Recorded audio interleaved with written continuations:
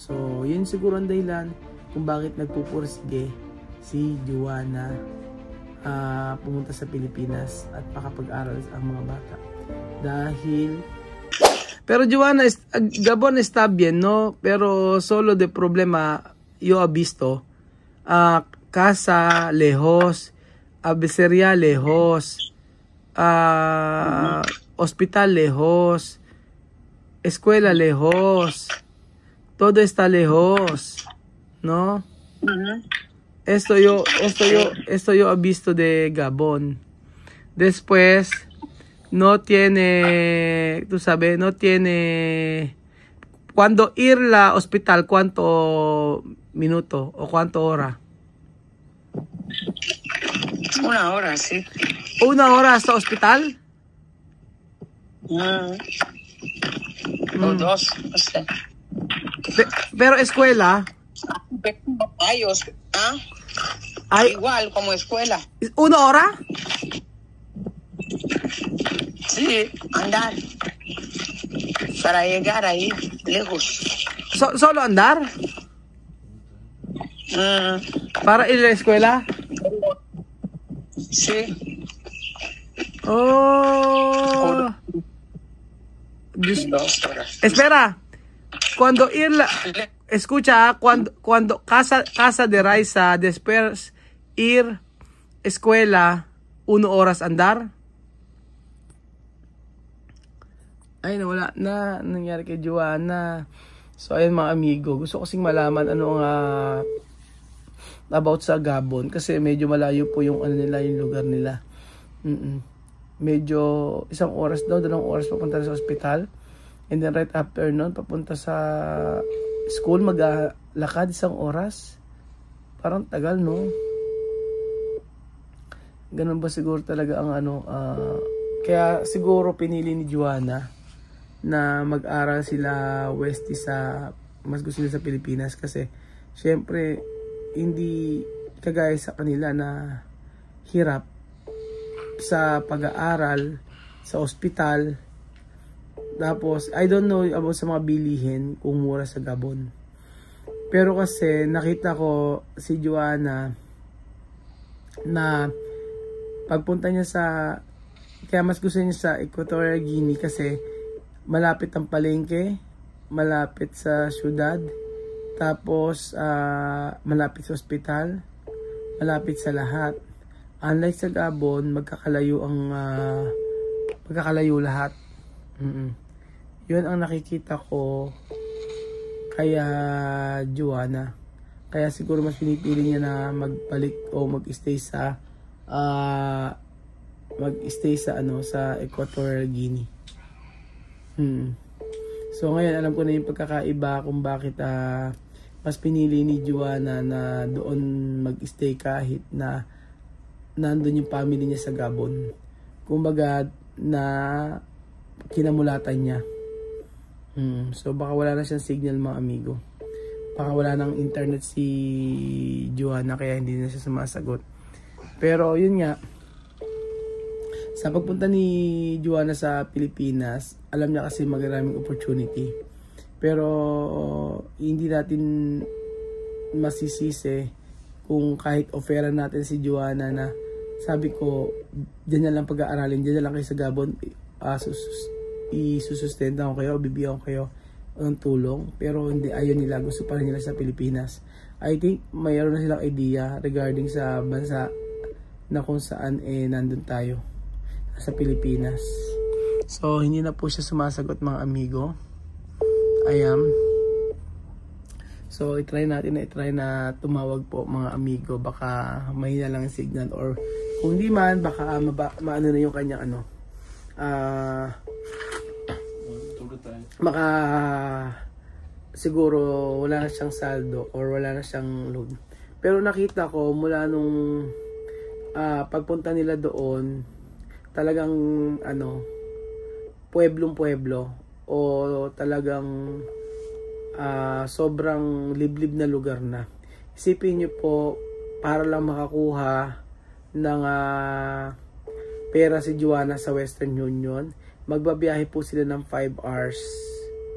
So, mamasahe sila na 7,000 or 700 pesos, 1,400 po yung pamasahe para lang makakuha ng pera sa Western Union.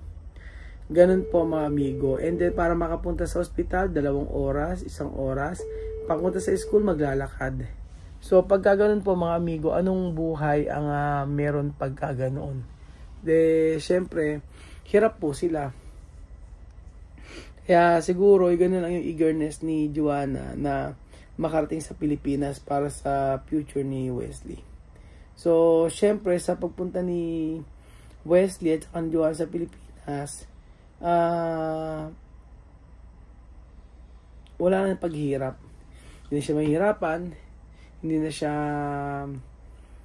niya kailangang maghanap buhay o magtrabaho for the meantime. Pero dapat siguro ma-realize din ni Joanna, hindi lang about sa pagpunta dito sa Pilipinas, bukod sa magiging maaluhan ng buhay nila, pero dapat siguro ang gawin ko ay makita yung value ng pera, hindi lang sa paggastos. Kasi ito yung nagiging problema mga amigo, kapag hindi mo alam yung value o halaga ng pera, ay hindi mo papahalagahan. So I think tama yung mga viewers na kapag daw po si Wesley ay nandito sa Pilipinas at si Joanna, dapat ay for example, si Wesley nasa school, mataas ang grades, pwedeng bigyan ng reward. So meaning to say, hindi dapat spoiled si Wesley. Yun yung sinasabi ng mga nagko-comment. Dahil I think hindi na ako nag-fail before. Kay Joanna naman, dapat malaman niya na yung value ng pera sa Pilipinas ay napaka-importante, especially kapag bibili. Kasi maraming mga items dito, maraming mga product dito sa Pilipinas na sobrang mamahal. At siguro dapat ipaunawa kay Joanna na etong budget ito is para sa kasi dati ang tumatak sa isip ko, hindi sila pwede maging kawawa Pero hindi pala dapat ganun mga amigo. Dapat iparealize mo sa kanila na bawat sentimo ay pinaghihirapan. Hindi yung, si Raul may pera, maraming pera, pwedeng tumulong, ganyan. Hindi pala dapat ganun mga amigo. Dapat i-value yung lahat na makukuha nila. For example, mga amigo, si Joanna, pagpunta din sa Pilipinas, Joanna, ito yung halimbawa, ito yung 2,000 pesos pang grocery mo, pang kain ninyo. Parang ganun, merong limit, hindi po pwede na sumobra. Yun yung nakikita ko mga amigo na dapat kong baguhin sa ngayon. So, hindi na yata hindi na try natin. Kasi napansin ko kasi sa buhay nila sa Equatorial Guinea, hindi sa Gabon to kumbaga gusto ni Joanna na madali yung access ng lahat. Unlike sa Gabon, napakalalayo. Sa Equatorial Guinea, kung saan siya nakatira mga amigo, nakikita ko po kasi kay Joanna doon na gusto niya yung hindi siya napapagod sa ospital, pagpunta sa palengke, or papunta sa kung saan siya bibili kasi malapit sa lahat yung bahay nila, Joanna. Malapit sa eskwelahan, malapit sa merkado, tindahan, malapit sa ospital, at malapit sa lahat, sa salon. Unlike sa Gabon, talagang malayo. So, marami ako na-realize nang pumunta marami ko na-realize nung nagpunta si Joanna sa Gabon na gusto niya mabago yung buhay na siguro hindi niya gusto. Oo. Although sa Equatorial Guinea, makikita natin si Joanna na okay, nabubuhay siya na malapit sa lahat. Pero sa Gabon, malayo sa syudad, talagang effort, walang mga kapitbahay. So, I think it's good na makita natin ito na anong buhay sa Equatorial Guinea, anong buhay sa Gabon, pero ang mahalaga dito na nakita ko kasi dito kay Joanna yung gusto ng changes. Oo, matanda, may edad na 31 years old ganyan, pero gusto niya ng changes, gusto niya pagbabago sa buhay niya. At ang nakita ko doon mga amigo is yung itatry nila yung bansang Pilipinas. Oo. Itatry nila yung bansang Pilipinas para maging okay po. Sila in the future, especially sa mga bata. So, yun po mga amigo, hindi ko na nakontak si Joanna, bukas na lang po uli. Pero thank you so much po sa panonood ng episode na ito. So, maiksi man, pero at least marami tayong marirealize sa buhay ni Joanna mula nung pumunta o nagbakasyon siya sa Gabon. So, yun siguro ang dahilan kung bakit nagpupursige si Joanna pumunta sa Pilipinas at makapag-aral ang mga bata. Dahil sa bansang Equatorial Guinea, sa bansang Gabon, ay walang pag-asa silang umunlad.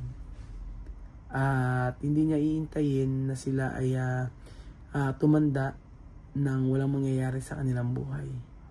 So, yun ang realization I think na nakita ko sa buhay ng pamilyang ito. So, I'm so excited na pagpunta ni Joanna at ni Wesley sa Pilipinas. I'm sure na magiging happy sila at sasabak man sila sa pagsubok, but still magiging okay sila dahil handa sila sa pagbabago sa kanilang buhay. So ayun po mga amigo, thank you so much po sa panonood ng episode nito. Naputol man yung usapan namin Joanna, pero at least ay nakita natin ang buhay sa Equatorial Guinea, buhay sa Gabon, at ano pang inaantay natin, buhay sa Pilipinas. So thank you so much po mga amigo, at i-update ko po kayo sa mangyayari sa buhay ni Joanna at Wesley sa pakikipagsapalaran nila sa Pilipinas. Thank you so much po mga amigo, at God bless po.